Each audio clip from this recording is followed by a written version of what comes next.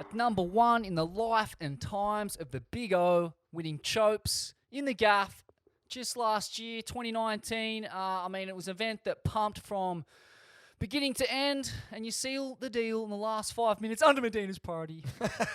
Very good. Well played.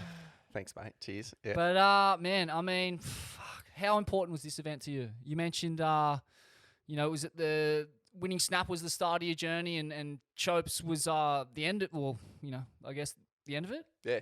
That's what it felt like? The recovery journey? The recovery journey. Since then, it's just been improvement. Wow. Yeah, so that was the end of a phase. It was I passed my test a week before getting on the flight, and then got over there, and yeah, that was the event that I felt like I was like this. I'm done with that chapter. That's done.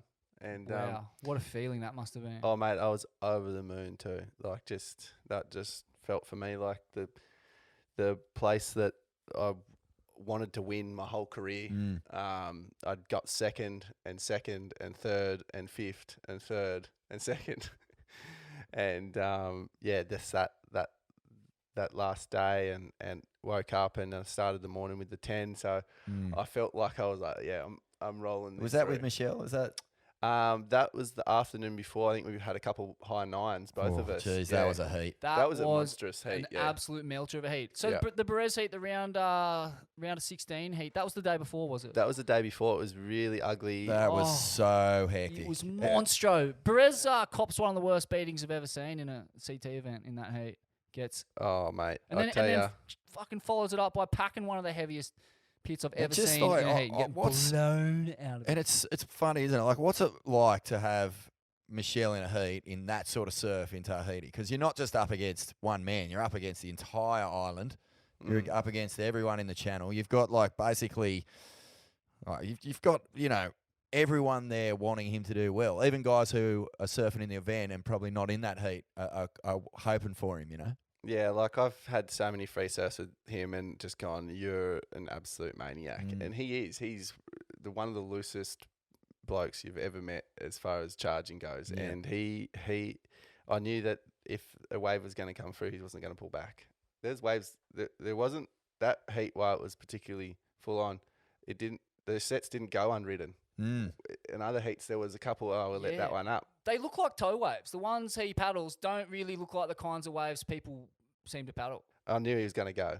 And, and the first one, like, he kind of loses his fins and just goes straight into the lip. And he's pretty much sitting on his board. Like, it looks like it's between his nuts.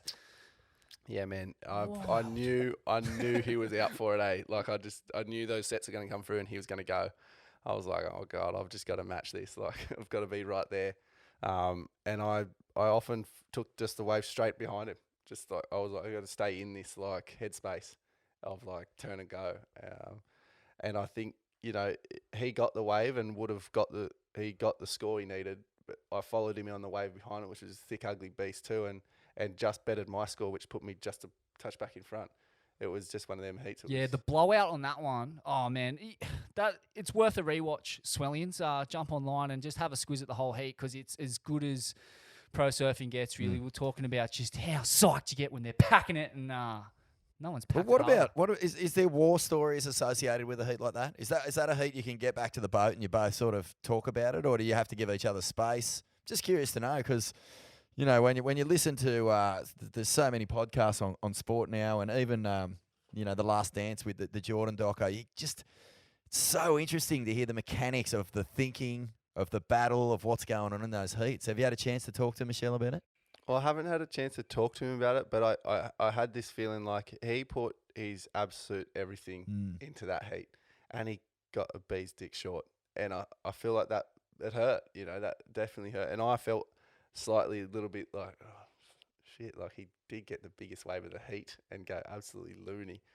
But I had two waves. And it was just like that classic, like, to switch, like, well, it's not one wave, it's two. And that was the only thing that, like, put me in front. But he did, like, I felt like, well, I felt like he was the champ of that heat because of the wave that he went. Yeah, right. I remember him turning and going, I was like, oh,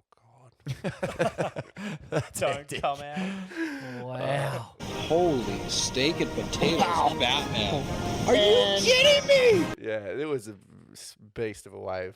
Couldn't believe it. Oh my Yeah. God. Yeah. I'm just, I can't imagine the headspace you're in a contest. I mean, are you even a bit more willing to throw caution to the wind when you've got the contest jersey on? I mean, Yeah, for sure. Like the only thing that made me throw caution to the wind that day too is the helmet. Like I seen that swell coming and I was scrounging that island, going, someone who's got a helmet, and I was messaging a few of the local lads and hitting them up like, who's got a helmet? One was too small. Cooley Vust's helmet was too small.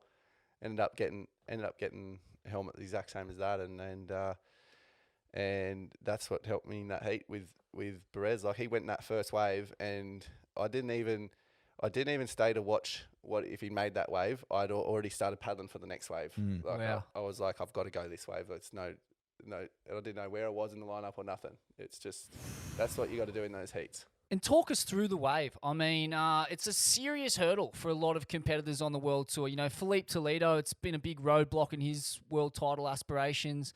I mean, what do people do wrong out there? What do they have trouble with? What were the hurdles for you early on in your career out there?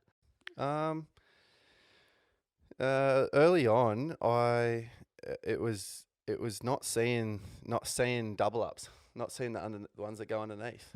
And I learnt the hard way. I was in the final and lost to Kelly through waves that went underneath me. I was waiting for the sets, and that's what switched the tables against Medina. Yeah, exactly. So there's like those kind of more west double up ones that just miss out the back a bit, and They just miss. They just don't hit the reef, and they just go into the next reef. And I was sitting good 10 meters inside of Gabby, and it kind of looks like I'm sitting where you're gonna catch a wave on the head. And yeah. I remember looking back then at Kelly going, "What are you sitting there for? Like, that's stupid." Not stupid. Yeah. He won. Fuck, that thing is such a premium nugget too, the one you win the comp on. It's as dreamy of a Chopes And wave. it's not small at all. No. It's not. I it's mean, I'm not saying tiny, I go it, but like It's it's after I was going to say, after the, an afternoon like the Michelle heat and stuff, are you paddling out on that day with, to everyone else in the world, it still looks like it's just going to, bust you up and shatter you into a billion pieces. But is it a little bit sort of more enjoyable? Oh, what do you? Like, Chopes is gonna bust you up, like, yeah, and you're going these waves like to get busted up pretty much. Like you want to either, if you're making it with ease, you're not getting an 8. You like the judging these days, it's like 6.5, 7, That's wild, 6.5, isn't it? 7, and in the eddy wave you're getting a big score. Like you've got to put yourself right. Especially there. Like Yeah. it's like if you like barely, if you just come out the end, that's when you get like an 8. That's it, eh? Yeah, if you're like, as soon as you're like dragging, they're like, yeah, 5. Yeah. No matter how deep you get, if you're not like going into it with speed, there's no way you're gonna get anything higher than a 6. Yeah, definitely. It's not an easy, like, that wave. It's like not one of them ones where like, oh, sick, I'm just gonna relax, like get this take off here. No, it's just intense till the end, eh? Yeah. And yet Medina, somehow, he manages to... I was watching that comp and he's kind of picking a bit more tapery, He doesn't really go the west ones. Is that a fair comment? I mean, I guess he has to go a few to get through the heat